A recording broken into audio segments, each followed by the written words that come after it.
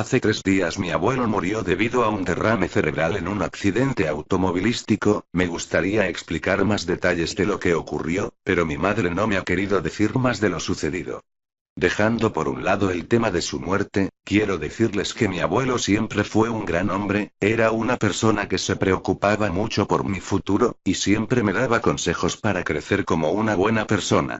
En pocas palabras, tenía el abuelo ejemplar, un abuelo que muchos de nosotros hubiéramos querido tener. Pero, siempre hubo algo que me preocupaba desde que era un pequeño. Muchas veces que yo iba a su casa, me la pasaba genial, es más, esos días se convertían en bellos recuerdos de mi niñez. Pero él siempre escondía algo en su sótano, o bueno, nunca supe qué era lo que pasaba. Esto lo digo porque mi abuelo nunca me dejaba entrar, ni siquiera acercarme, es más, en las noches, a veces intentaba entrar a escondidas de él, pero me topaba con una puerta de madera vieja y un candado gigante, y aparte de eso, siempre sentía una mala vibra cada vez que veía esa puerta, tenía un sentimiento de curiosidad, pero a la vez de miedo. Esas mismas noches, tenía pesadillas con una pared blanca, de la cual se veían las sombras de muchas personas, al parecer llorando, o algunas tiradas en el suelo. Pero en fin, este no es el punto. Hace unos días charlé con mis amigos sobre este mismo tema, y decidimos que en la noche de mañana, iríamos a visitar la casa de mi abuelo, y después de mucho tiempo, sabría qué era lo que escondía en ese sótano. 12 de noviembre de 1998. Salí de mi casa cerca de las 6 de la noche, cogí mi bicicleta y me dirigí hacia la casa de Mateo. Llegué a su casa, lo esperé un rato en la sala mientras alistaba una maleta con materiales. Luego de eso, llegamos en bicicleta a la plaza de la ciudad, que era donde nos encontraríamos con Tomás y Sebastián. Cuando nos encontramos, ellos me preguntaron cómo seguía de la muerte de mi abuelo. Sinceramente, me sentía muy mal, pero no quería que nadie se diera cuenta. Una vez terminada esa charla, comenzamos nuestro largo camino hacia la casa de mi abuelo. Llegamos a las 7:30, aparcamos nuestras bicicletas en un andén al frente de la casa. Mateo sacó un clip y un destornillador, y comenzó a forzar la reja de la entrada e hizo lo mismo con la puerta principal. Encendimos nuestras linternas, y abrimos la puerta lentamente. Yo me comencé a sentir un poco asustado, pero podía controlar mis nervios. Tomás cerró la puerta, y todos nos quedamos callados mientras iluminábamos los muebles, fotos, esculturas y una torre de copas. Seguimos caminando por un pasillo, que con la oscuridad, pareciera que no tuviera fin. Llegamos al patio, donde pudimos ver el comedor, la cocina, y un cuarto donde mi abuelo guardaba cajones de frutas. Obviamente, todas las frutas estaban podridas, al igual que la mayoría del cuarto estaba llena de insectos. Luego, subimos al segundo piso, miramos cada uno de los cuartos. Todas las habitaciones estaban arregladas, las camas tendidas, y la ropa muy bien doblada en los cajones.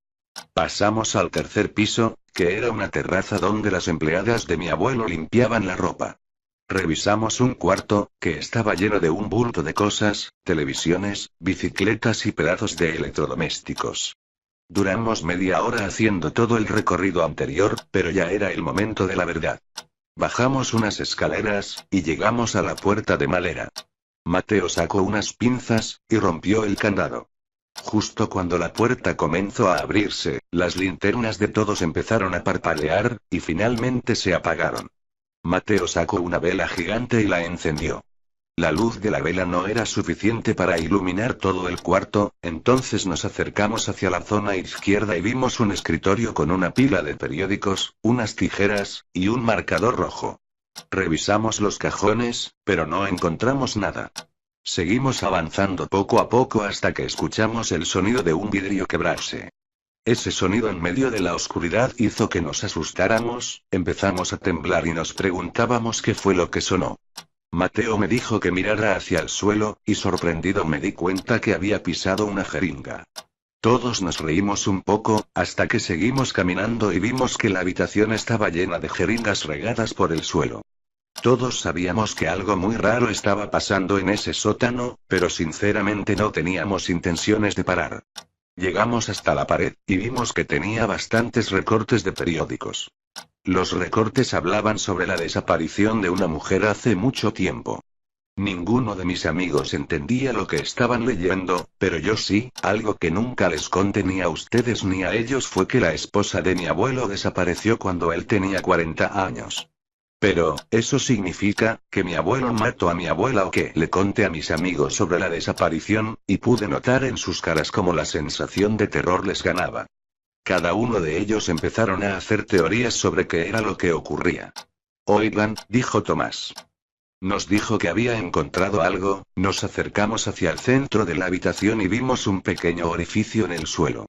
Lo más probable era que existiera un posible subsótano. Empezamos a discutir sobre entrar a ese lugar. Sebastián comenzó a negarse, y nos decía que ya se quería ir.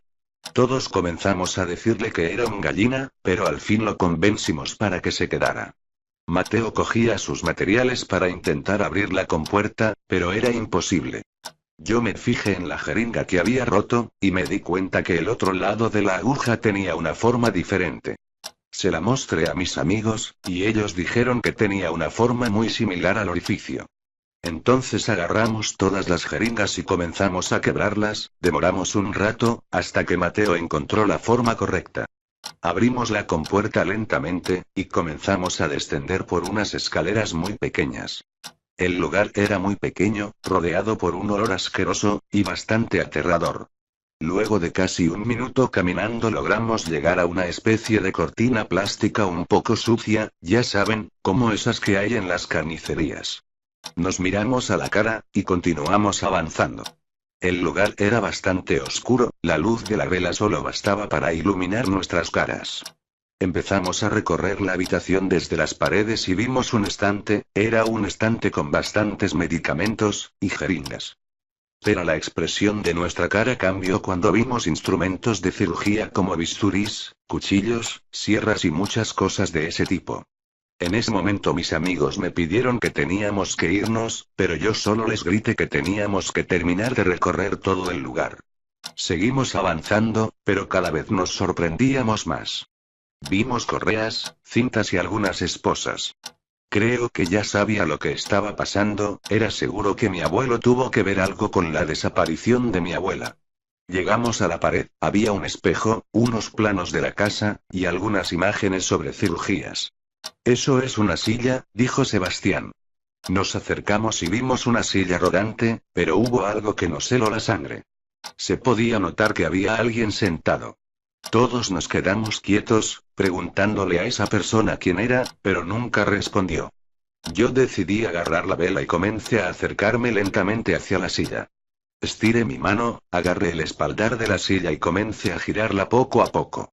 Cuando se giró completamente, me vi de frente con un cadáver, sin ojos, sin dientes, y sin cabello. Lo único que pude hacer fue gritarle a mis amigos de que teníamos que irnos de aquí. Salimos de la habitación y comenzamos a correr hacia las escaleras. Llegamos pero la compuerta no abría, así que comenzamos a golpearla. En ese momento, Tomás apagó la vela e hizo que quedáramos totalmente a oscuras. Todos no parábamos de gritar, hasta que en un momento las luces del lugar se encendieron. Todos devolvimos la mirada, y vimos como a lo lejos sale un hombre del cuarto vestido de cirujano. Ese hombre empezó a correr hacia nosotros, haciendo que nuestros golpes se vuelvan más fuertes, y logrando así abrir esa compuerta. Cuando yo estaba saliendo del subsótano, ese hombre me agarró de la camiseta. Yo me di la vuelta, y no lo podía creer, tenía a mi abuelo de frente. Me quedé mirándolo a los ojos, hasta que de mi lado sale una patada de Mateo que lo golpea en la cara. Él me gritó que teníamos que irnos y llamar a la policía. Salimos corriendo del sótano y finalmente salimos de la casa. Luego de eso fuimos a la casa de los vecinos para decirles que llamaran a la policía.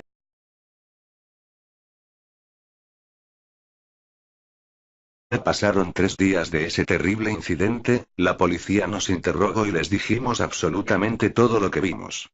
Ellos revisaron la casa y confirmaron muchas cosas de las que dije. Aunque, hubo muchas cosas que no he logrado entender. Porque las linternas se apagaron cuando entramos al sótano, y porque vi a mi abuelo. Así es, le conté a la policía sobre ese contacto con mi abuelo, pero ellos dicen que en ese momento los únicos en la casa éramos nosotros 4. Pero la verdadera pregunta es, ¿de quién era el cadáver? Al inicio siempre pensé que era el de mi abuela, pero según los médicos, ese cuerpo pertenecía a un hombre. Y algo más, el techo del subsótano estaba repleto de cuerpos colgando. Aunque, todos los cuerpos del techo eran hombres, ninguno de los cadáveres ocultos en la casa eran de una mujer. Sinceramente, el misterio